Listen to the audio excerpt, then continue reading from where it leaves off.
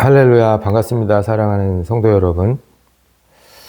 오늘은 하나님께서 우리가 갖고 있는 생각, 죽음은 끝이다라는 것을 틀렸다고 설명하신 날이 아니고 하나님께서 직접 증명하신 날입니다.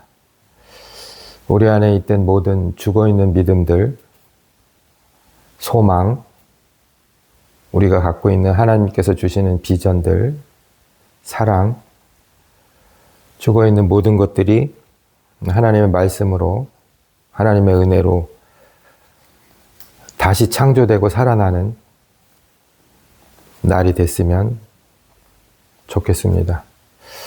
하나님께서 오늘 우리에게 주신 말씀은 누가복음 24장 13절에서 34절까지 말씀입니다. 하나님을 믿고 아는 것과 관계없이 코로 숨을 쉬는 인간들은 이렇게 믿습니다. 신앙생활과 관계가 없는 거예요. 죽음은 끝이다라고 생각합니다. 죽음은 흙으로 돌아가는 것이고 모든 것이 끝이다. 근데 오늘 하나님께서는 우리의 생각과 우리의 불완전함과 우리의 오해를 완전히 뒤엎는 말씀을 우리에게 주셨습니다. 그날 우리 주님께서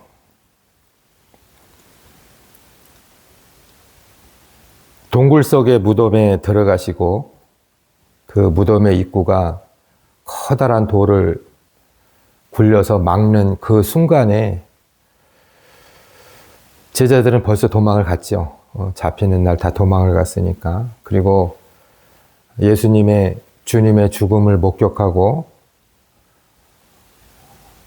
무덤에 두고 무덤의 입구를 막는 그 순간에 모든 사람의 생각은 동일했습니다.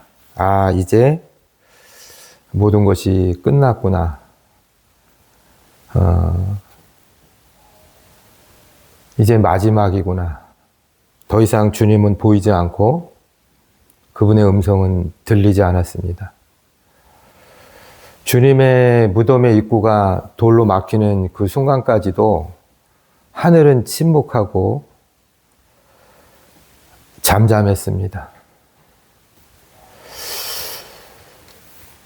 오늘 엠마오로 내려가는 이 두 제자의 마음은 똑같습니다. 좀 달라야 되거든요. 우리도 하나님 믿는 우리도 좀 달라야 됩니다. 근데 주님께서 잡히신 그날 예수님의 제자들은 다 뿔뿔이 흩어지고 두려움 가운데 다 숨었습니다. 예수님께서 그 죽음을 3번이나 예고를 하셨지만 정말로 이 12제자들이 내가 3일 만에 다시 살아서 너희보다 먼저 갈릴리로 가리라는 이 말씀을 얼마나 믿었을까요? 안 믿었습니다. 그리고 이 엠마오로 내려가는 그 두 제자의 마음은 굉장히 무겁고 성경에 보면 슬픈 기색을 띠며 엠마오로 내려갔다고 기록되어 있습니다. 여러분, 그 예루살렘에서 엠마오로 내려가는 길은 그렇게 멀지 않습니다. 한 11km 정도 되는데 먼 거리는 아니죠. 죄가 가까우면 죄가 금방 들어옵니다. 엠마오가 한 110km 정도 된다면 제자들이 갈 생각을 했을까요? 좀 생각을 해볼 수 있는 죄와의 거리에 대한 그런 말씀입니다. 여러분, 엠마오로 가는 이 두 제자들이 예수님을 만납니다. 잠시 생각을 좀 해볼까요? 엠마오로 내려가는 그 제자를 예수님께서 막 뛰어가서 붙들었을까요?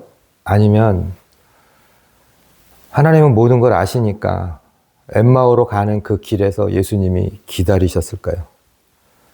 문맥의 흐름은 기다리셨습니다. 아, 우리 주님은 참 대단하신 분 같아. 아, 저 같으면 배신하고 도망가고 하는 제자들 다시는 안 찾습니다. 기다리고 있다가 그 엠마오에 가는 그 제 두 제자들을 만납니다. 만나는데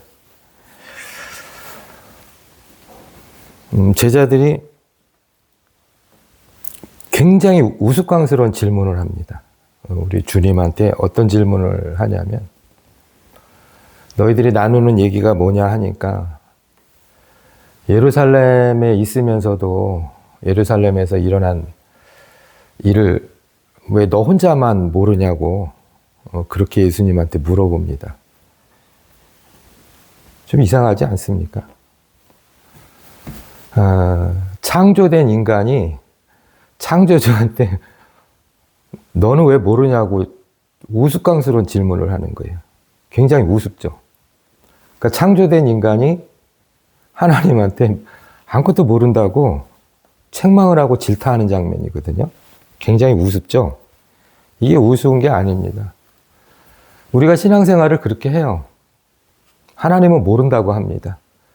내 고통을 모르고 내 아픔을 모르고 내 환난을 모르고 나의 두려움을 모른다고 합니다. 그리고 하나님은 계속 내 삶을 채찍질만 하는 그런 분이라고 그렇게 생각을 합니다. 오늘 엠마오로 내려가는 두 제자들의 고백을 잠시 우리가 들어볼까요? 무슨 말을 하는지. 이들은 이렇게 말합니다.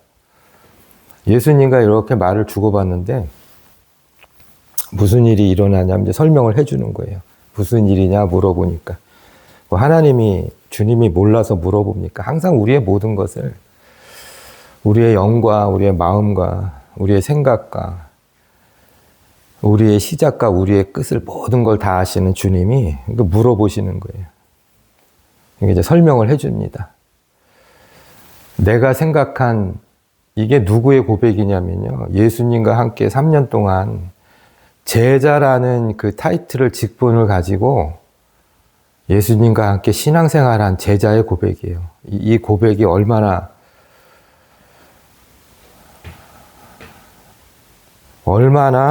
어리석인 고백인지 들어보겠습니다. 아, 우리는 예수라는 분이 우리 예루살렘을 로마에서 구원할 자라고 그렇게 알았다는 거예요. 그렇게 믿었다는 거예요. 그 믿음의 근거가 뭐냐면 그분은 하나님의 일과 하나님의 말에 능한 자라는 거예요. 그분이. 그리고 충분히 하나님의 일과 하나님의 말에 능한 자이기 때문에 우리 이스라엘을 로마의 식민지로부터 해방될 자라고 믿고 그렇게 알고 따른 거예요.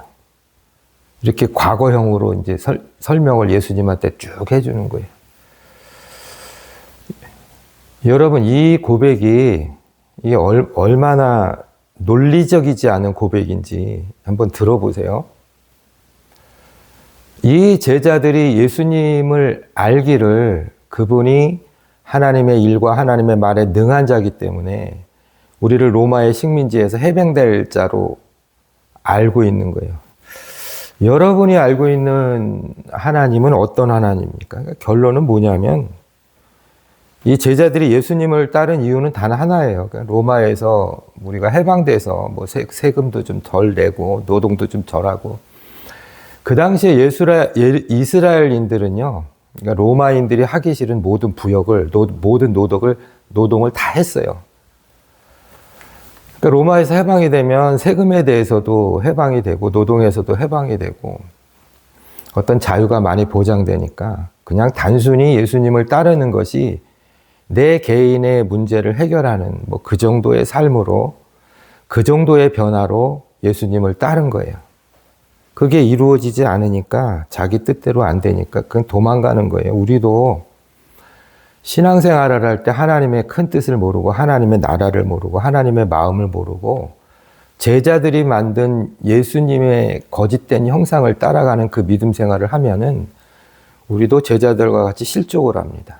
그런데 예수님께서는 모든 것이 끝났다고 생각을 하고 엠마오로 내려가는 이 두 제자들을 그 도상에서 기다리고 있다가 그들과 동행을 합니다. 계속 많은 얘기를 주고받는데 못 알아봐요, 예수님을. 왜 못 알아봤을까요? 저는 참으로 하나님 말씀을 읽으면서 또 하나님 말씀을 깨달으면서 하나님께서 은혜를 주시면서 너무 많이 힘들게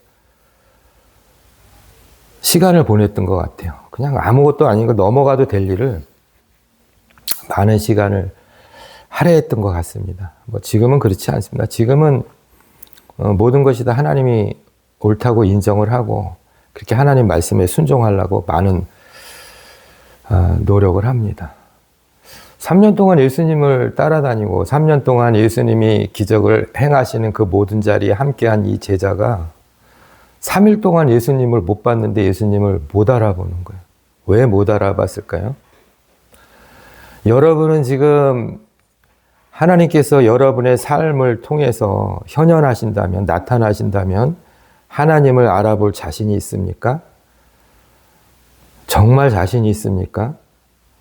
이들은 왜 3일 동안 예수님의 얼굴을 뵙지를 못했는데 그새 잊어버렸을까요? 갑자기 치매가 온 건가요? 갑자기 큰 영적인 충격을 받아서 잠시 기억상실증이 걸린 걸까요? 그렇지 않습니다.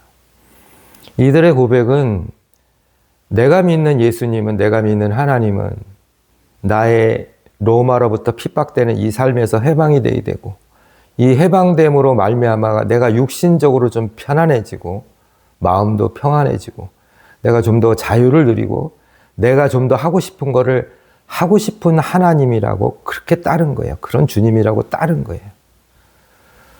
그런데 길가에서 나타나는 주님의 모습을 보니까 그냥 지나가는 여행객입니다. 지나가는 여행하는 사람이에요. 그 다음에 예루살렘에서 이렇게 큰 사건이 일어났는데도 이걸 알지 못하는 그냥 무지한 사람입니다. 그러니까 자기가 그리는 하나님이 아니니까 내가 평상시에 믿고 따르는 주님이 아니니까 주님이 옆에 와도 알지를 못하는 거예요.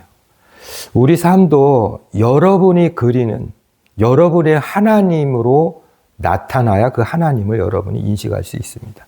근데 원래 하나님의 본 모습은요, 어떤 게 하나님의 본 모습이냐면, 우리 주님은 저와 여러분을 살리시기 위해서 자기가 하나님임을 부정하고 거부하신 분이에요.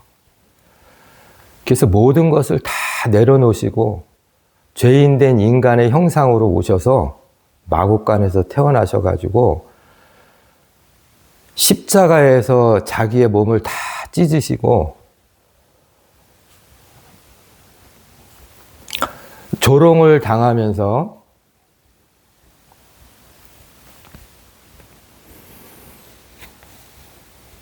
발가벗겨져서 십자가에서 허무하게 너무 무기력하게 우리한테 기억되는 분이 그게 하나님의 참모습이거든요. 근데 우린 그런 하나님을 거부합니다. 여러분이 생각하는 하나님은요, 여러분이 원하는 걸 다 들어줘야 하나님인 거예요. 여러분이 질병 가운데 잡혀 있을 때 그 질병이 나야 하나님인 거예요. 여러분이 실패했을 때 그 실패에서 성공의 자리로 가야 하나님인 거예요. 여러분이 고통 가운데, 절망 가운데, 슬픔 가운데 있을 때 그걸 해줘야 하나님인 거예요. 근데 하나님께서 우리에게 보여주신 마지막 모습이 뭔지 압니까? 다 아시죠? 십자가가 그분의 마지막 모습이에요. 아직은 부활은 꿈도 못 꿉니다. 부활은 상상도 못 합니다. 부활은 믿어지지도 않습니다.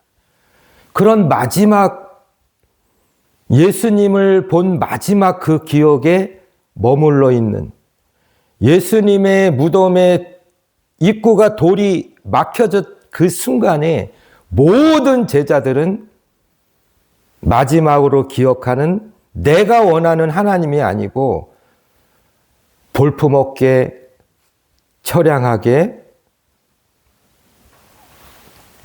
아무 힘있는 모습으로 부끄럽고 창피하는 모습으로 다 몸이 찢어져서 인간의 365의 뼈마디가 다 벌어지고 그런 모습의 하나님을 어떻게 기억을 합니까? 그걸 어떻게 하나님이라고 우리가 인정을 하고 고백합니까? 이 두 제자의 마음속에는 그런 나약한 하나님, 침묵하시는 하나님, 능력 없는 하나님으로 과거의 하나님을 기억을 하는 거예요. 3일 전에 마지막으로 본 그 하나님으로. 여러분 그거 아십니까?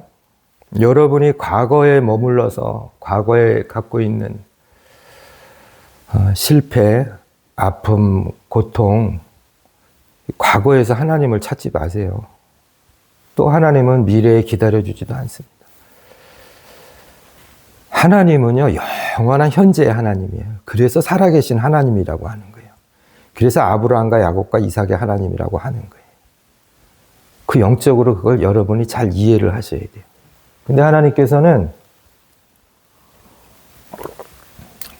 너무 다르죠, 우리와. 포기하지 않습니다. 그 길에 이렇게 서 있다가 끝까지 포기하지 않습니다. 그리고 그들에게 이렇게 말을 합니다.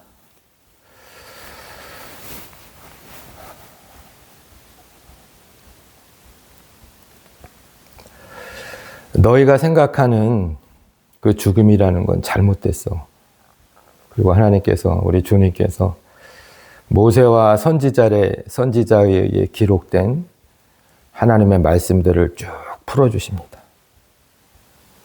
그리고 더 이상 가지 않는 거예요. 그 예수님에 관한 말씀을 쭉 풀어주시고 더 이상 가지 않는 거예요. 근데 이때 이 두 제자의 마음에 변화가 좀 옵니다.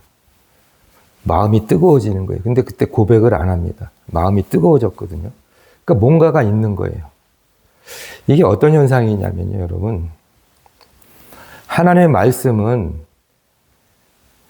말씀 자체가 능력이고 생명이기 때문에 우리의 우둔하고 죄의 덩어리로 묶여 있는, 죄의 덩어리로 쌓여 있는, 죄를 질 수밖에 없는 우리 연약한 육체는 하나님의 진리의 말씀을 못 담습니다. 담을 수가 없어요. 그래서 바울은 육신과 영혼이 항상 싸운다고 그랬어요. 영은 하나님의 진리를 추구하고 육신은 거짓과 죄를 추구하거든요. 항상 둘이 싸운다고 그랬어요. 근데 항상 바울은 육신이 진다고 합니다. 영혼이 진다고 그러죠. 그러니까 날마다 죄성이 자꾸 드러나니까 너무 힘들다고 그랬어요. 그래서 내 삶이 너무 공고해서 빨리 죽고 싶다고 고백을 합니다. 하나님의 말씀으로 이 죄를 일으키는 육체를 다스리려고 해도 바울도 안 되니까 너무 영혼이 공고하니까 죽기를 바랬어요. 근데 하나님이 허락하지 않았습니다. 마음대로 죽는 게 아니거든요. 그런데 그 생명의 말씀이 영혼으로 침투하니까 반응을 하는 거예요. 뭐가 반응합니까? 피가 반응을 하는 거예요. 심장이 반응하는 거예요. 뜨거워지는 거예요. 근데 얘들은 몰랐어요. 근데 마음이 뜨거워지니까 뭔가 좀 다르거든요. 그러니까 예수님을 강제로 끌고 갑니다. 우리와 같이 잠을 자자고.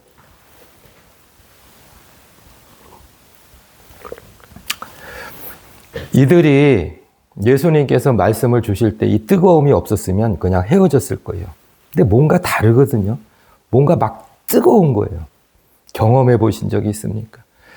여러분 하나님 말씀을 읽을 때, 하나님 말씀을 암송할 때, 찬양을 부를 때 여러분의 심장이 뜨거워지고 여러분의 피가 뜨거워지는 그런 걸 느끼셨습니까?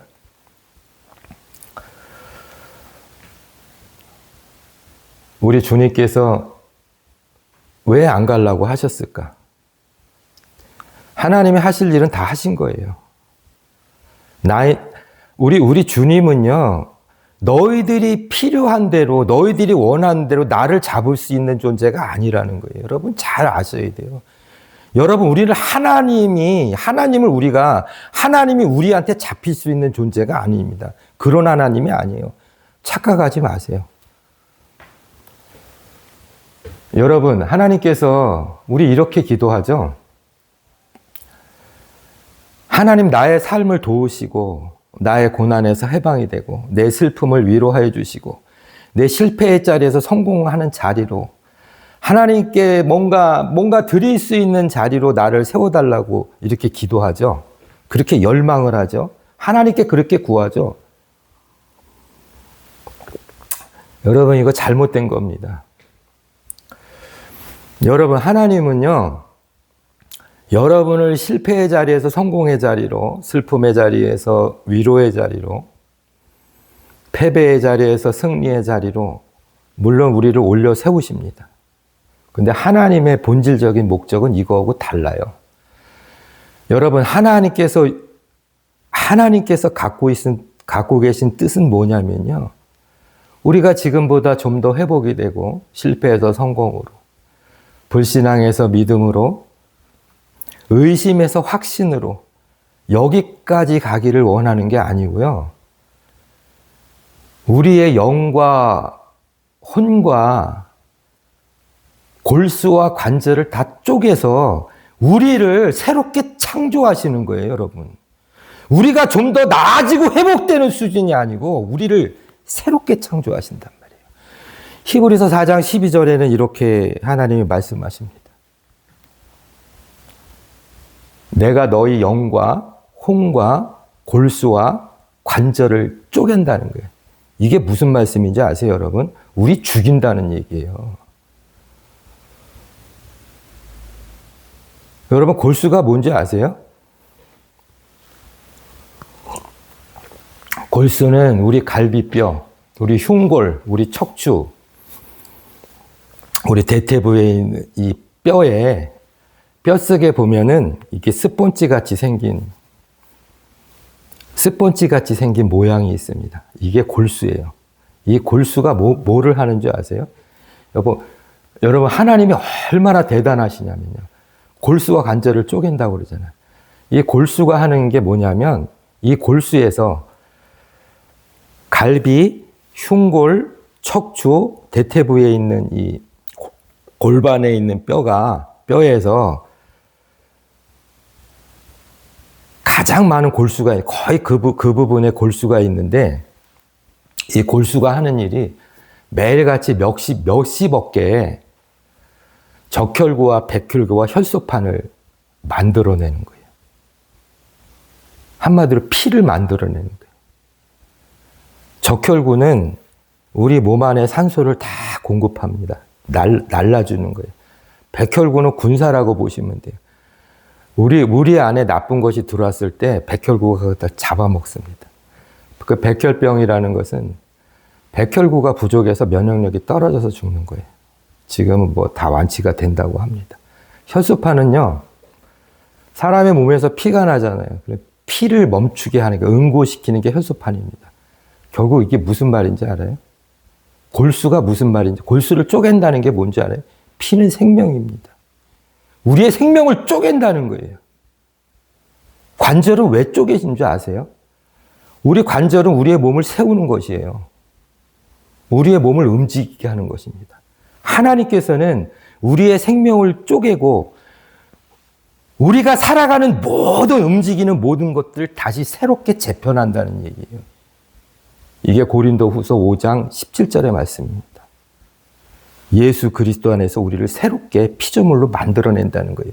여러분이 생각하는 것처럼 회복이 되고 좀 더 좋아지고 나아지는 게 아니에요. 완전히 새로운 생명체로 하나님께서 우리의 생명을 다 파괴시키고 우리의 모든 행동을 하나님께서 다 깨버리고 예수 그리스도 안에서 우리를 새롭게 만들어낸다는 것이에요. 왜 그래야 되는지 아십니까? 왜 하나님께서 우리의 생명을 파괴를 하고 우리의 골수를 다 쪼개고 우리의 관절을 다 깨고 우리를 이렇게 왜 완전히 죽이는 줄 아세요? 우리는 그걸 고난이라 부릅니다. 고통이라 부릅니다. 우리가 완전히 그렇게 깨지고 쪼개지고 죽어야 하나님께서 다시 우리를 창조하시거든요. 부활이 뭔지 아세요, 여러분? 완전한 죽음이에요.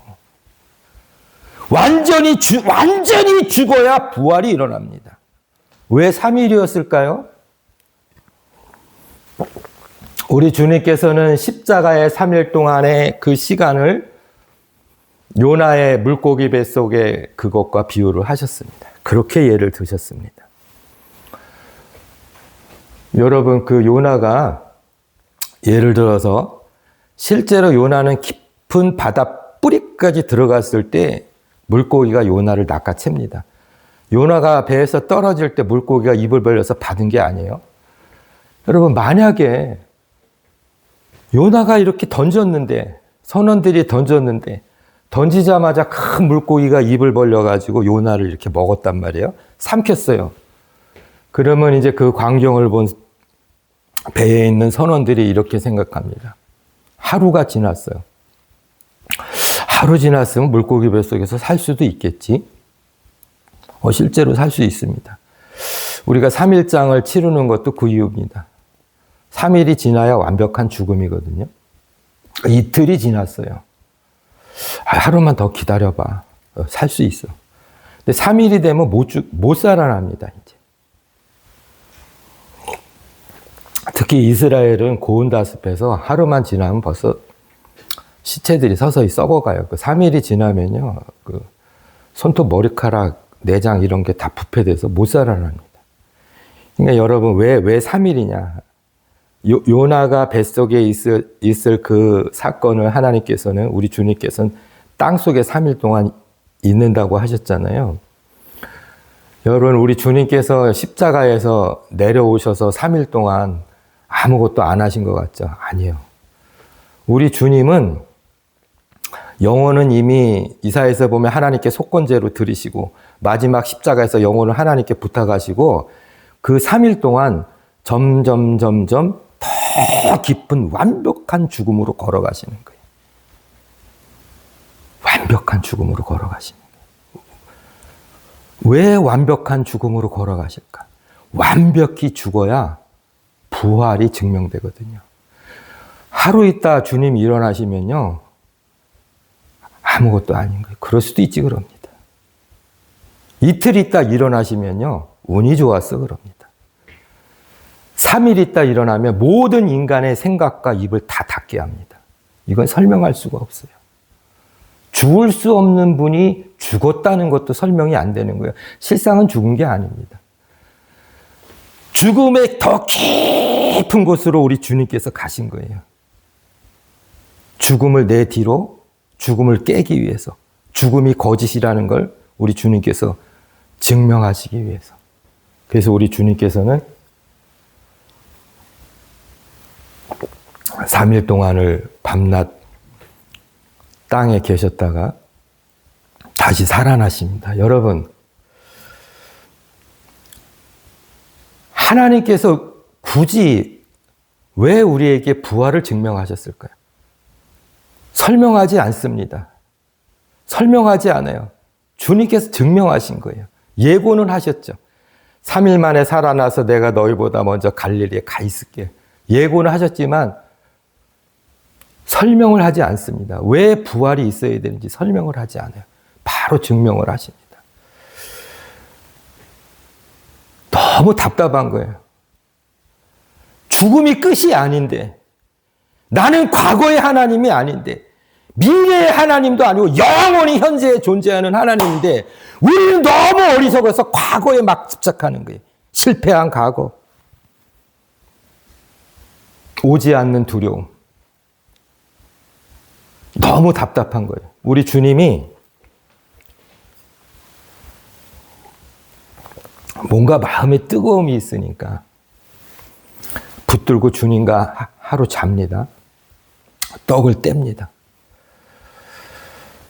여러분, 왜 이들의 피가 뜨거워지고 심장이 뜨거워지고 마음이 뜨거웠는지 잘 살펴보세요. 그리고 주님이 떡을 이렇게 떼주잖아요. 근데 희한한 일이 생깁니다. 떡을 떼주는데 주님이 안 보이는 거예요. 무슨 의미일까요? 여러분, 우리 주님은요, 뭔가 우리의 믿음이 그렇잖아요. 뭔가 내가 확실한 걸 원하잖아요. 병에서 놓이는 확신, 실패해서 성공으로 가는 확신. 이 고난과 슬픔과 이 모든 환경들이 뒤집어지고 내가 어떤 감격과 기쁨을 원하잖아요. 내가 좀 더 높은 자리로 올라가야 되잖아요. 하나님은 그러지 말라는 거예요. 보이는 하나님을 잡으려고 하지 말라는 거예요. 너의 믿음을 보는 것으로 확신하지 말라는 거예요. 하나님은 무엇을 남겼을까요? 뜨거움을 남겼잖아요. 여러분, 우리는 하나님이 우리의 생명을 건들고, 그러니까 골수를 쪼개잖아요. 우리의 생명을 건드는 거거든요. 우리의 생명을 건들 때 우리 얼마나 힘들어요. 내 생명이 죽어가니까 하나님께서 우리의 골수를 쪼갤 때 얼마나 힘드니까. 고통스러운 거예요. 괴로운 거예요.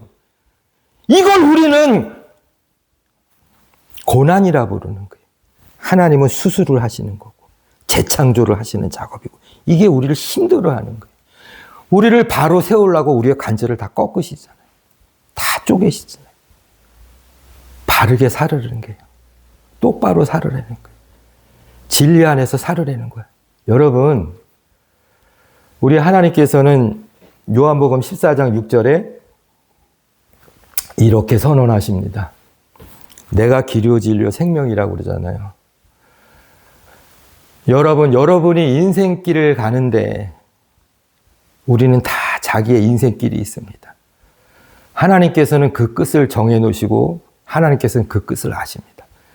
그래서 계시록에 보면 1장 8절, 계시록 21장 6절, 계시록 22장 13절에 정확히 하나님이 3번을 강조해 주셨어요. 내가 처음이고 끝이다. 여러분의 인생길의 처음이는 하나님입니다.